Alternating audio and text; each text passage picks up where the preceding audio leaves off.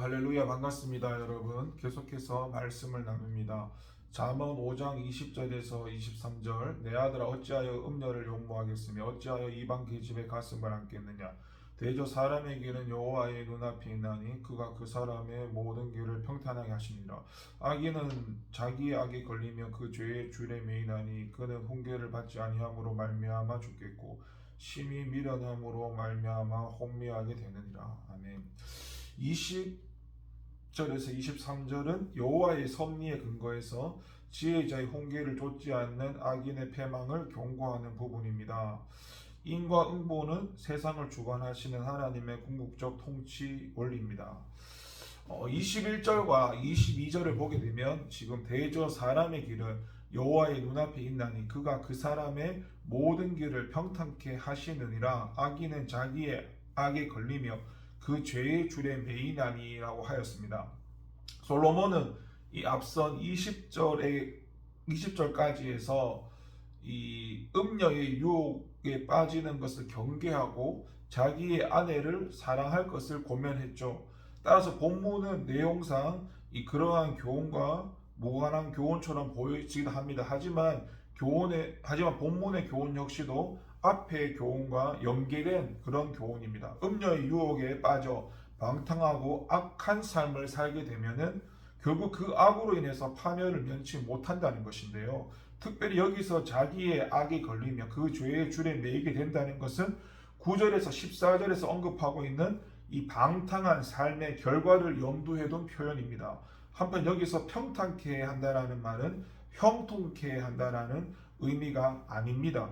이 말은 본래 뜻은 저울에 달아 정확히 헤아린다는 것으로 하나님께서 사람의 모든 행위를 정확하게 알고 계시다는 말이고, 이를 감안해서 21절과 22절을 연결시키면 악인이 자기의 악에 걸리고 그 죄의 사슬에 매이게 된다는 것은 사람의 행위를 정확하게 헤아리시고 그 행위대로 갚으시는 하나님의 공의로우신 보응의 결과라는 것입니다. 결국 우리가 이러한 사실을 통해서 알 수 있는 진리는 무엇인가 하면 하나님은 행위대로 갚으시는 분으로서 인과응보가 하나님의 통치 원리라는 것입니다.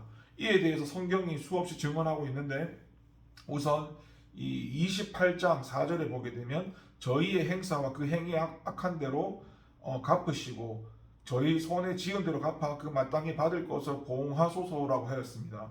이 강구는 하나님께서 행한 대로 갚으시는 분이라는 것이고 그것을 전제로 드린 강구고요. 시편 31편 3절에 보면 너희 모든 성도들아 여호와를 사랑하라. 여호와께서 성실한 자를 보호하시고 교만히 행하는 자에게 엄중히 갚으시리라 하였고, 또 잠언 13장 21절에는 죄악은 죄인을 따르고 선한 보응은 의인에게 이르니라고 하였고, 이사야 61장 8절은 대저 나 여호와는 공의를 사랑하며 불의 강탈을 미워하여 성실히 그들에게 갚아주고 그들과 영영한 언약을 세울 것이라고 하였죠.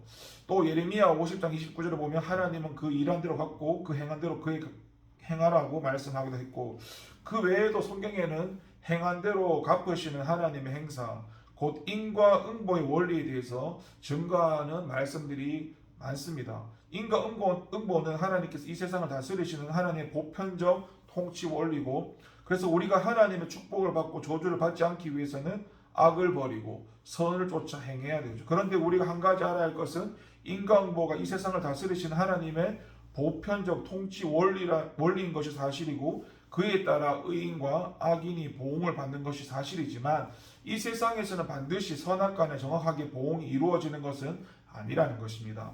이 세상에서는 경우에 따라서 정반대의 현상도 벌어질 수 있다는 것이고, 우리가 보기에는 의인이 재앙을 당하고 악인이 번영하고 형통할 수도 있는데, 말하자면 인과응보는 하나님의 보편적 원리이긴 하지만 현실적으로 완전히 적용되는 것은 아니라는 말입니다. 인과응보가 하나님의 통치 원리라고 해도 그것은 이 세상에서는 완전히 적용되지는 않습니다. 만일 인과응보가 현실적으로 완전히 적용되는 원리라면 이 세상에 악은 존재하지 않아야 하는 것이죠.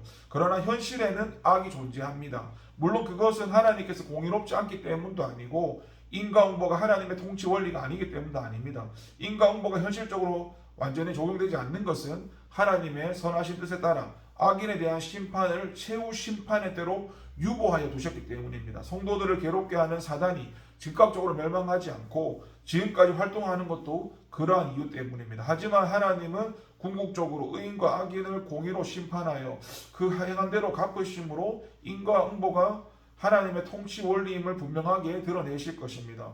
그러므로 우리는 이 세상을 살아가면서 하나님의 공의로우심을 의뢰하고 그분의 의로우심을 따라 악을 멀리하고 선을 가까이 하는 삶을 살아야 합니다. 이 세상에서는 공의가 완전히 실현되지 않는다 해서 악을 자행한다면 그것은 결국 자기 스스로의 무덤을 파는 악인들의 어리석음을 본받는 것입니다.